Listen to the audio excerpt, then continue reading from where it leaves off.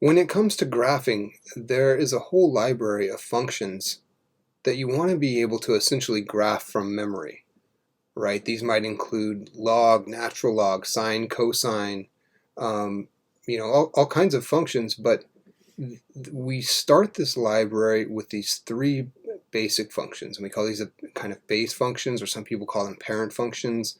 We have f of x equals absolute value of x, f of x equals square root of x, and f of x equals x squared.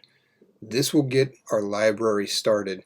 So we'll graph these right now by plotting points, but then after that, these should be set to memory so that you don't have to plot points each time, right? You want to plot points the very first time, which we'll do together now, but we're doing that so that you never have to do it again, right? Plotting points is not a good way to graph things, and I almost don't even want to do it because it's such a bad way of doing things, but sometimes you have to do it just the first time. So let's do it, and then we're going to set these graphs to memory so we don't have to plot points anymore. So let's do f of x equals absolute value of x first. By plotting points, you set up a table like so. We have x and y, but y is really f of x, right? F of x and y are the same thing. And you just pick some values. So let's do -3, -2, -1, 0, 1, 2, 3. Okay, and now we just plug in all those values for x into this function. Well, the absolute value of -3 is 3, right? We plug in x here, out comes a y, absolute value makes things positive. So -2 goes to 2, -1 goes to 1. Absolute value of 0 is still 0. And then, of course, with positive numbers, absolute value doesn't do anything. So 1 is 1, 2 is 2, 3 is 3. Okay, so now we graph these ordered pairs. We have -3, 3, -2, 2, -1, 1, 0, 0, and so on. 1, 1, 2, 2, 3, 3, 4, 4, right? You can -4, 4. You can see how this goes. This makes a perfect kind of V shape, right? These go perfectly diagonal and off in this direction as well. Okay, and then there is our graph of f of x equals absolute value of x. It's a 90-degree V shape. All right, let that set into your memory, right? That is something, even if you need to do a flashcard or something, you want to be able to produce this graph from your memory and not have to go through this process I just went through. Okay, how do you remember it? Well, it's perfect diagonals, 1, 1, 2, 2, 3, 3, and so on. Let's graph f of x equals square root of x next. Okay, we have f of x equals square root of x. Let's do our table again. Again, we do this now just so we don't have to do it again in the future, because this graph is going to get set to memory. Y equals f of x, which is the square root of x. And here we go. Now let's be a little bit careful about how we pick values here. For instance, well, we could do -2, -1, 0, 1. I'm going to go 4. Okay, you'll see why I do that. And how about 9? Okay, so f of x then is, well, square root of -2 and 1. These are undefined. We're not dealing with imaginary numbers or anything, so undefined. Plotting this just in the real numbers, and we can't have the square root of a negative.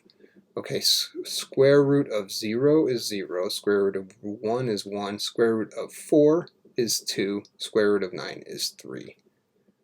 Okay, so I picked very specific numbers.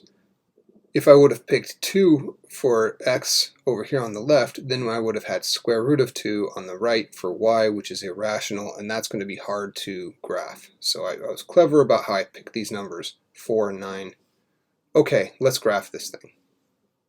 Okay, we'll start with 0, 0, and then 1, 1, and then 4, 2, and then if we wanted to go out to 9, we could go up to 3.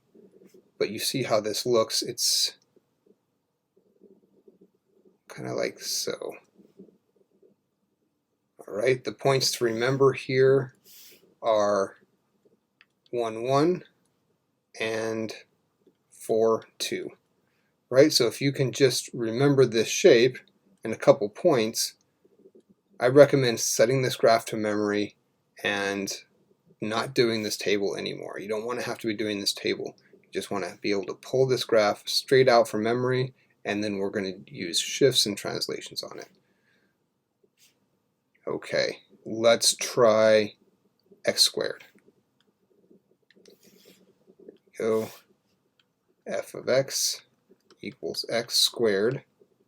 Okay, again we set up our table here. Y is f of x. Okay, so let's pick some numbers to go into x. Let's do -3. Actually, let's do -2, -1, 0, 1, 2. All right, plugging this into x, we get -2 squared. Well, that's 4. -1 squared is 1. 0 squared is 0. 1 squared is 1. 2 squared is 4. Okay, that's enough for us to get started with the graph. Let's do it. -2 for x goes up to 4 on the y. -2, 4. -1 goes to 1. 0 goes to 0. 1 goes to 1. 2 goes to 4. 3 would go to 9, and -3 would go to 9. So you see what's happening here. This is making a U-shaped. We call this a parabola. We have a strange U. Something like that. It goes off like so. And it would just keep going. Right? It doesn't stop just because I ran out of space. Okay, so this will be f of x equals x squared. And the points you want to remember for this, other than 0, 0, but that's pretty clear, 1 and 1, and then you go 2 and 4. So in the square root, we went 4 and 2. In the parabola, we go 2, 4. Okay, and there are the 3 base graphs that get us started with our whole theory of graphing here. And we'll add in translations and reflections and really learn how to work with these graphs. So set these to memory, right? It's definitely best to do that now. We don't want to have to be graphing points, plotting points like this moving forward.